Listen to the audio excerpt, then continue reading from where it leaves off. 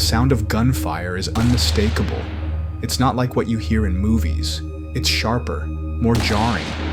The first time I heard it, I thought it was just firecrackers.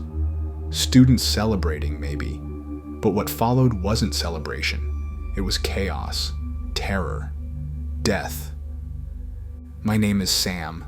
I was there the night Elliot Rodger turned our small, peaceful town into a scene of horror.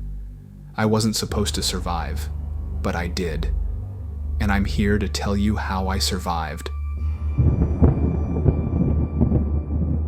Back then, Isla Vista was everything you'd imagine a college town to be. Alive, vibrant, full of hope. I had just started my second year, and life was good. Classes, friends, weekend parties. But looking back, there were cracks beneath the surface. I didn't know him. Not really.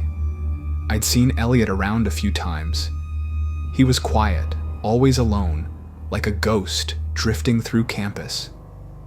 I remember thinking he seemed out of place. The first time I heard his name was after the videos surfaced. Videos where he ranted about his anger, his hatred, his so-called day of retribution. Watching them now, it's chilling. But back then, no one could have imagined what he was planning. Sometimes I wonder, did I ever sit near him in class? Did I pass him in the hall? Could I have seen a warning sign that might have stopped him? These thoughts haunt me every day. Life carried on as it always does. None of us knew that Elliot had been plotting for months, that he'd written a manifesto, meticulously detailing his grievances and his plans. We were just living our lives, oblivious to the storm brewing in his mind. He wrote about us, about the people he thought had wronged him, about his plan to make us pay. And on May 23rd, 2014, he carried out that plan. I remember staying late in the library. It was one of those nights where the air felt thick, almost oppressive. I couldn't shake this feeling of unease, like something terrible was just around the corner. I thought it was just stress from finals. I didn't know I was right. That night started like any other. I was hanging out with some friends, getting ready to head to a party. The streets were alive with students, laughter echoing off the buildings. And then, the first shot rang out. We froze, our laughter dying in our throats. People started screaming, running.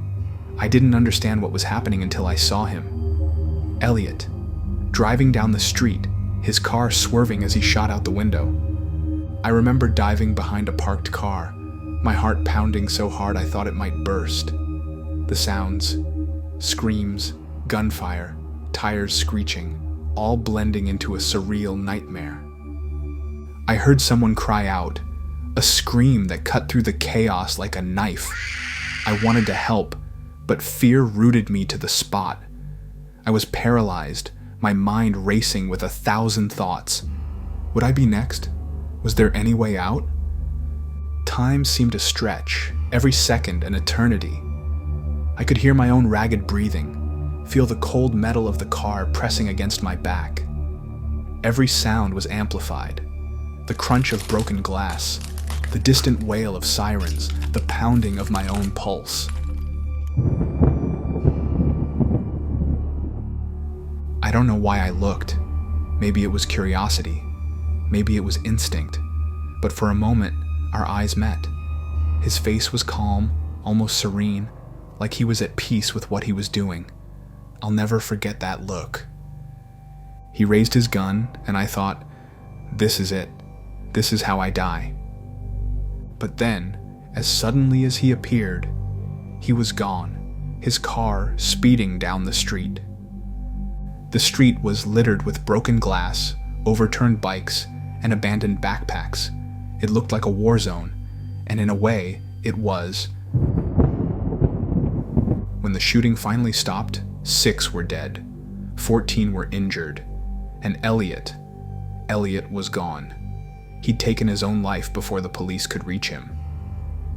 In the days that followed, our small town was overwhelmed with grief. The lives lost, the innocence shattered, it was too much to comprehend.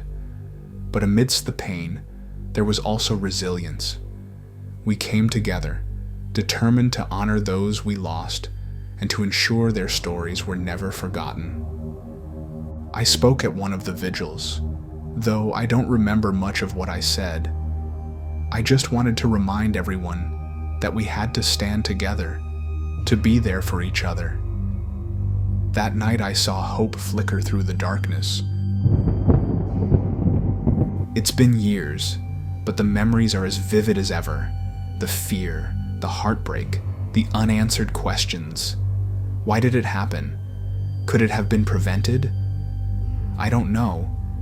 But I do know this.